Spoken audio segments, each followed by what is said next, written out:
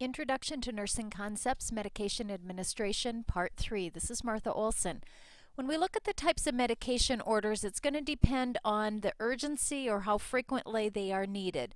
A standing order is carried out until the prescriber cancels it by another order or the prescribed number of days has elapsed. It often indicates a final date or number of treatment doses. Antibiotics, 7 days. Your anti-anxiety medications, 3 days. A PRN order indicates that the prescriber ordered the medication to be given only when a patient requires it. They have to ask. Pain pills are the most common PRN or as-needed medication. On page 577 and 578, it talks about a stat order is a single time, one-time order that is to be given immediately and only once. So we see those medications having specific time or protocols with them. When we look then at some of the orders, we know that they are time sensitive. As we look at medication administration, the pharmacist's role is to prepare and distribute the medication. When we look at the nurse's role, it's to look at the patient's ability to self-administer. The nurse has to determine if it's appropriate, if their blood pressure is high enough to take an antihypertensive, if they've maxed out on their Tylenol, because there's a limit for the amount of Tylenol dose that a person can have. When we look at the formats that medications come, we have to decide which one is most appropriate. Does the person have dysphagia and they can't swallow pills? You know, all of those things. So we want to discuss the different formats with the physician if we have any ideas or discrepancies that would keep us from giving that medication. It's crucial then as we administer medications that we work closely with the pharmacist and the physician to ensure that the right medication is ordered, it's administered in the correct form, and it's given on time. We don't want to delegate any part of the medication administration process to a nursing assistant or another nurse that is not licensed. As we look then at the automated medication dispensing, we call them around here a Pyxis. They are all different. The one in Spencer is very different than the one that I use in Esterville, but the basic concept is all the same. You have to have a security to get in. For the ones in Esterville, it's my fingerprint.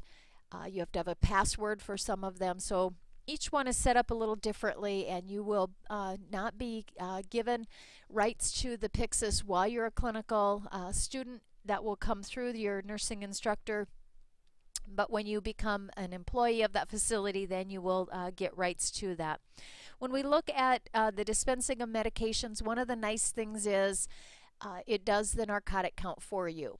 And so when I go to take a narcotic out of the Pyxis, I have to count and put the number that's in there before it'll allow me to take one out, so that the medication should always be counted and correct for the narcotics and other things that have to be counted. The drawer containing the medication opens. It records who took it out, what time, so there isn't any question about if a medication was given early or late. It helps you to identify if there is a discrepancy, because it will not allow you to take that out. You can override the Pyxis, but they do not recommend doing that because that takes away all of the ability to check that something potentially could be wrong. When we look at medication errors, we know we have to report all of them and put a star here. Patient safety is top priority when an error occurs. You don't go document, don't go call the doctor, you check on the patient. And number one for that would be respirations. We know that with medication errors, our narcotics cause respiratory depression. So is that patient breathing? If not, you would start CPR, call your code, take care of the problem as your priority. We need to document anytime there's a medication error. Again, in the medical record, you will not document that a incident report was made. You would just document the facts and then also make out that incident report.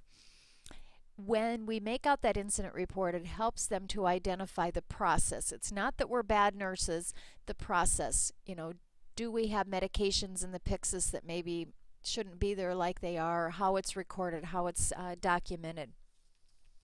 A medication error can cause or lead to inappropriate medication use or patient harm. And when we know that errors include inaccurate prescribing or giving a drug the wrong route or frequency, not giving the dose or giving a wrong dose can also be talked about on page 582 on Potter and Perry. Make sure you feel comfortable reporting an error and don't fear that there's going to be repercussions from that, because that process helps us to learn why medication errors happen. When an error occurs, then first assess, examine that patient's condition, notify the healthcare provider as soon as it's possible, and then once the patient is stable, the nurse then reports the incident to the appropriate person in that institution. A medication error happened one time in clinical with me. The student did not come to me to check medications. She was afraid of me because I quizzed her and made sure that she knew her medications very well. And this was her last semester, so it was a capstone class. She went to the nurse and said, "Will you check my medications because I can't find Martha?" The nurse wasn't the primary nurse. She checked the medications. The meds on the MAR were all fine. The student went and gave them, and the problem occurred because the patient's blood pressure was too low, and she gave a blood pressure medication. If she had come to me or the primary nurse, we would have known the vitals and questioned the giving of that blood pressure medication, that antihypertensive medication. So when we look at patient safety, the patient was in Trendelenburg. The IV was increased with the rate to try to get some more fluids to increase the blood pressure. We put her on a heart monitor for the rest of the day to watch until that medication was eliminated from her system and her blood pressure did indeed come back up. So all of those things that we think about, we have to know what the med is for, what's the effect on the body, and are the vitals as a patient appropriate to get this medication. When we look at the case study, we know that we have Esther here, and what I have underlined is that because she's so independent before surgery, Emilio knows then that Esther may become discouraged when she gets home, and she's going to need help until she completely heals from her surgery. When we look at this next question, what I have underlined is a problem reading. You have a problem reading a physician's medication order. What would your best action be? And as we look at critical thinking with medication administration, this is an important slide from page 584 because we look at knowledge. Do you know what the meds are? And if you don't, are you looking them up? Are you putting them to your memory? When we look at experience, you only gain that when you administer medications, on a regular basis. You have to have both knowledge and psychomotor skills, and this will come with time. Your attitude is to, make sure you possess that medication knowledge and the accountability. Take your time. Don't get distracted. If a nurse is in the med room talking to you and you're setting up meds, just kindly say to her, "I need to really concentrate. I don't want to make a med error." And then our standards are that scope of practice, the standards of the nursing practice with medication administration. Many of your NCLEX questions will be related to medications because there's so much risk for making an error, and nurses are the last person to administer that. So if the physician prescribes it wrong, the pharmacist sets it up wrong, the nurse gives it wrong, the nurse is the one that probably will take the fall or the blame for that because we should have known to question the doctor, to question the pharmacist, to look it up, to know that it wasn't the right medication. To be accurate then, like I said, don't allow yourself to get distracted. Don't have your cell phone in your pocket where you can feel it vibrating because you have a text message coming in. Make sure only medications that you prepare you give. Don't have somebody hand you a cup of pills and say, "Would you go give these to room 52? I've got to go and do something else," because you don't know that they are the correct medications, and you don't want to get caught in that of not looking them up. That doesn't mean you can't administer medications that you don't go take out of the Pyxis yourself and take down to a patient, but you would want to make sure that you don't give meds that you aren't sure of what they're for and what the problem could possibly be. Make sure you document after you give the meds. You might walk down to the room and the patient has died.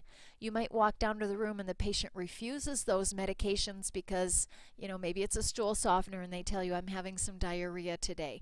So you always want to document immediately after and not wait too long to document, because if you get called away and another nurse assumes your patients because there's a code blue or you go deliver a baby in another unit, they would possibly give those medications again because you didn't sign them off. Make sure you use a lot of good judgment to reduce medication errors, to avoid distractions, and follow then the 6 rights that we know.